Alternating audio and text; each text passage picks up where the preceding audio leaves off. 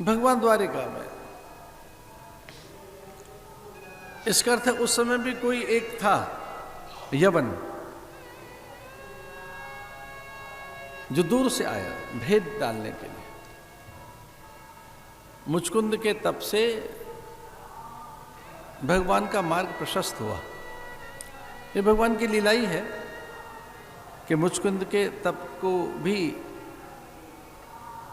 उन्होंने सम्मानित किया कि एक पल में ही बड़ी विपत्ति, एक पल में ही बड़े से बड़े संकट को कैसे दूर किया जा सकता है। और ये ज्ञान से संभव है। महाभारत के युद्ध के बाद युद्ध जीत लिया गया।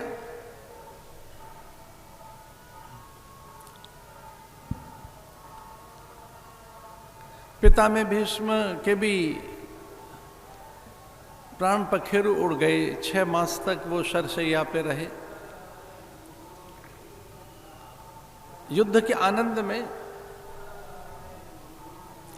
भगवान को विशेष प्रणाम करके बैठ गया अर्जुन, और उसने कहा कि एक दिन वन विहार किया जाए, आपका विशेष सानिध्य मिले। भगवान अर्जुन और सात्यकी वन विहार के लिए निकल गए।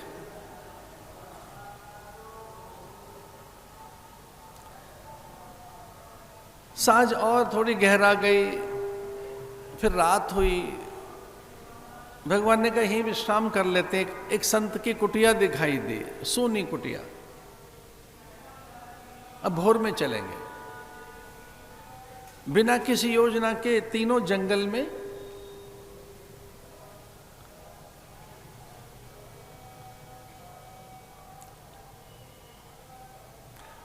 सात्विकी ने कहा पहले मैं पहरा दूंगा, अर्जुन को विश्राम करा देते, आप विश्राम कीजिए। अर्जुन ने कहा मध्य में मैं जग जाऊंगा। भगवान ने कहा ब्रह्म मुहूर्त में मैं जागरण करूंगा।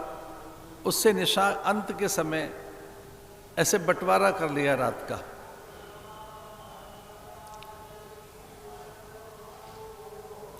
भगवान और अर्जुन विश्राम में चले गए। सात्विकी पहरे में है। कुटिया के बाहर उसे स्वर सुनाई दिया, एक निंदा का स्वर, एक असभ्य स्वर, एक अशिष्ट, एक ऐसा स्वर जो कोई कटु वचन कह रहा है, मर्म वचन बोल रहा है, अपशब्द बोल रहा है। पांडवों को, सात्विकी को और भगवान को चुनौती दे रहा है। तो बाहर निकला सात्विकी ढूंढने के लिए, कौन है ऐसा? ऐसी निंदा कभी सुनी नहीं।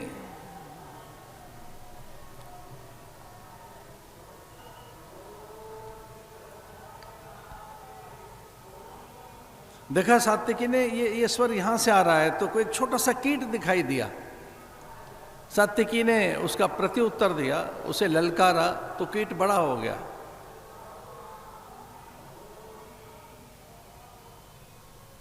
वो धर्म ग्रंथों की निंदा कर रहा था, उस काल की निंदा कर रहा था, भगवान के लिए भी अपवचन बोल रहा था, पांडवों के लिए। तो उसने युद्ध के लिए ललकारा उसे, तो कीट बढ़ता गया और बड़ा हो गया। समस्या में हम जैसे ही पहुंचते हैं तो समस्या बढ़ती जाती है, वाद विवाद बढ़ता जाता है, और वो एक विशाल काय संभलने में नहीं आया। जैसे जैसे वाद विवाद होता वो बढ़ता जाता। लगा कि कोई विशाल काय राक्षस है। अर्जुन को जगाया सात्विकी ने कि अब मुझसे नियंत्रित नहीं होगा, ये कोई बहुत बड़ा राक्षस है, बड़ा दैत्य है। और इस प्रकार अर्जुन ने भी उसके साथ वाद विवाद किया और कहा सात्विकी से तू विश्राम कर, मैं धनुर्धर हूं, मैं देख लूंगा, मेरी सामर्थ्य अपार है। और रात्रि में वो भी विवाद करने लगे। कुछ व्यर्थ की बातें जो हम सुन रहे हैं, इसे न सुने। वो जो व्यर्थ का दिख रहा है, जो हे है, निंदनीय है, जो ऐसा जो अग्राही है, अमान्य है, अपूज्य है, उसमें बहुत ध्यान न दें। संसार में बहुत सी चीजें ऐसी हैं, उस पर ज्यादा ध्यान न दें। लेकिन अर्जुन से वो नियंत्रित नहीं हुआ और वो बढ़ता गया, बहुत बढ़ता गया। ऐसा लगा कि वो आकाश कोई छू लेगा, इतना विशाल काय शरीर हो गया। घबराकर अर्जुन भगवान की ओर दौड़े। भगवान शयन की मुद्रा में थे, उठे और अर्जुन को भयभीत देखा। अर्जुन ने कहा कि विशालकाय दैत्य है, सात्विकी और मेरे द्वारा उसे पराजित नहीं किया जा सकता। मुझ जैसा ही बलवान है सात्विकी, मुझ जैसी ही उसकी सामर्थ्य है, लेकिन वो भी पराजित हो गया है, मैं उसे नियंत्रित नहीं कर पाऊंगा। भगवान ने पूछा बात क्या है? बोले वो वाद विवाद में बढ़ता जाता है, जितना उससे विवाद करो वो और बढ़ता जाता है। भगवान ने कहा मैं देखता हूं, आप विश्राम करें। भगवान उसके पास पहुंचे और उससे कहा कि बैठो, कुछ पल आपकी बात सुनेंगे। वो बोलता गया, भगवान ने उत्तर नहीं दिया। वो निंदा करता गया, भगवान ने अनसुनी कर दी। उसकी उपेक्षा करते गए, अनसुनी करते गए और धीरे धीरे वो घटता गया। उसकी किसी बात का जब उत्तर नहीं दिया तो वो और घटता गया, घटता गया। भगवान मौन हो गए तो वो और भी छोटा हो गया। भगवान ने आंखें मूंद ली तो छोटा सा कीट बन गया। फिर भगवान समाधि में ही चले गए, तटस्थ हो गए, तो बस वो छोटा सा बहुत नन्हा सा कीट जैसा था उससे भी छोटा हो गया। और जब बहुत छोटा हो गया तो भगवान ने अपनी पीतांबर में उसे उठाकर बांध लिया, एक गांठ बांध दी उसकी। और फिर कुटिया में आए और अर्जुन ने पूछा कि हमारा क्या हुआ उस विशाल का है दैत्य का? भगवान ने कहा वो मेरी इस गांठ में बंद है। खोला तो छोटा सा कीट था। अर्जुन ने कहा ये क्या हुआ? बोले भगवान के जब हम वाद विवाद करते हैं तो चीज बढ़ती जाती है। कुछ समस्या ऐसी हैं जिनमें हम कूद पड़ते हैं तो बड़ी होती हैं।